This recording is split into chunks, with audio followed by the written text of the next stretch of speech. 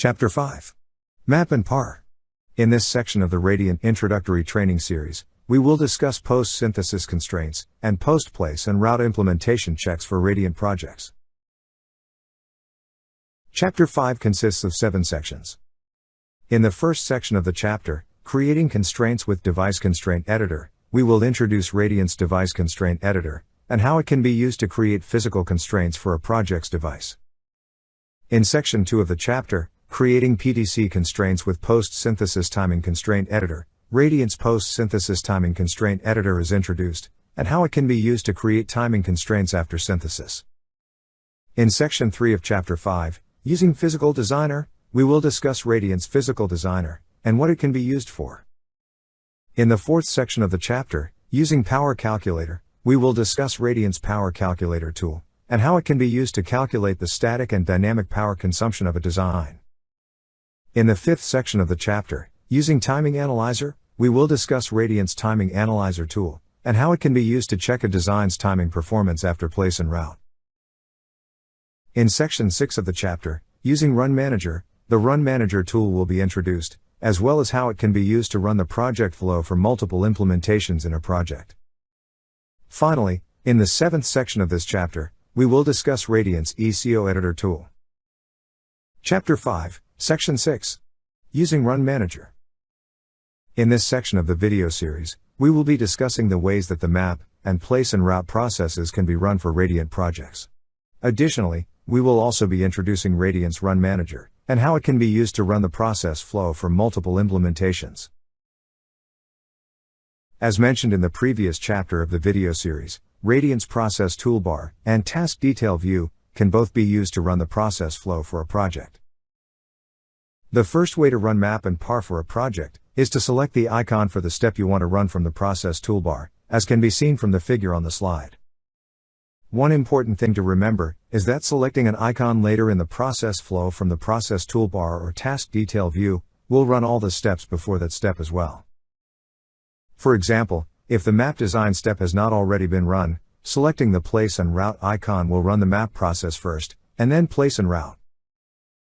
The second way to run map and PAR for a project is to double-click the section corresponding to a step's name in the task detail view, as can be seen from the figure on the slide. To do this, first select the list icon next to the process toolbar to expand the task detail view. From the task detail view area, select the section corresponding to the process you want to run. To run map, select the section called Map Design. To run PAR, select the section called Place and Route Design. One final thing to remember is that there is no difference between these two methods for running map and PAR, and that the settings selected in the Design Process Manager will also apply to the Design Process Bar. Another way to run the process flow for a Radiant project is to use the Run Manager tool. The main advantage of the Run Manager tool is that it can be used to simultaneously run the process flow for multiple implementations in a Radiant project. This is a significant advantage, as users would otherwise have to manually switch implementations and run the process flow one at a time using the Design Process Bar and Manager to achieve the same result. With that said, there are 2 ways the Run Manager tool can be initialized in Radiant. The first way to launch the Run Manager tool is to select its icon from the Radiant toolbar, as can be seen from the figure on the screen. The second way to launch the Run Manager is to select Tools from the Radiant menu bar, and then the Run Manager option from the drop-down that appears. Both of these methods are functionally the same, and will open the Run Manager tool window at the bottom of the Radiant workspace. Once Radiant's Run Manager tool has been initialized, a window like the one on the slide will appear in the Output section of Radiant's workspace, as can be seen from the figure on the slide. This Run Manager window will be added to the Output section's list of tabs, and can be accessed like any other Output tab. This window contains a list of the implementations in a project, as well as their active strategies. Additionally, this window also contains information about the status of each implementation regarding the process flow, and will also contain some additional timing and resource information once a run has completed. One important thing to remember when using the Run Manager tool is that the options selected in the Design Process Manager will also apply to all the implementations whose process flows are run using the Run Manager tool. With that said, we are now going to review the general process for managing multiple implementations using the Run Manager tool. The process for running the process flow for implementations using the Run Manager is fairly simple.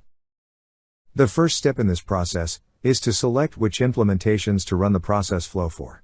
An implementation can be enabled for this by selecting the checkbox next to its name. Once the correct implementations have been selected, the next step is to begin running the process flow. This can be done using the green Run icon, as can be seen in the example on the slide. As the process flow is run, the current step and next step columns for an implementation will be updated, indicating which point in the process flow each implementation is at.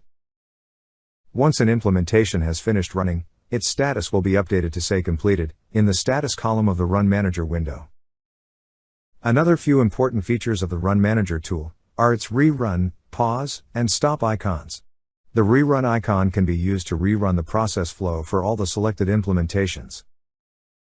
The pause and stop icons can be used to pause and stop a Run Manager session while it is running. Now that we've discussed the general flow for using the Run Manager tool, we are going to finish this chapter by reviewing some final information about Run Manager. One important thing to remember about the Run Manager tool is that it can only be used to run the process flow up to the place and route step.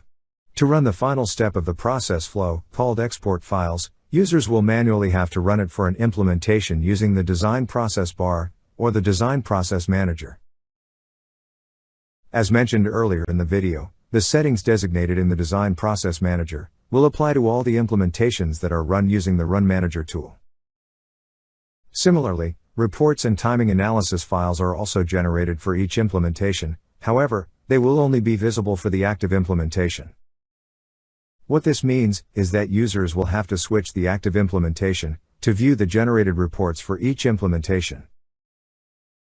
One useful feature of the Run Manager tool is that it can be used to directly switch the active implementation for a project. To switch the active implementation for a project, right-click the name of the implementation you want to switch to, and select Set as Active from the list of drop-down options that appear. Doing this will set the selected implementation as active. That concludes this section of the introductory training series. To view the next video in the chapter, select the video titled Section 5.7, using ECO Editor.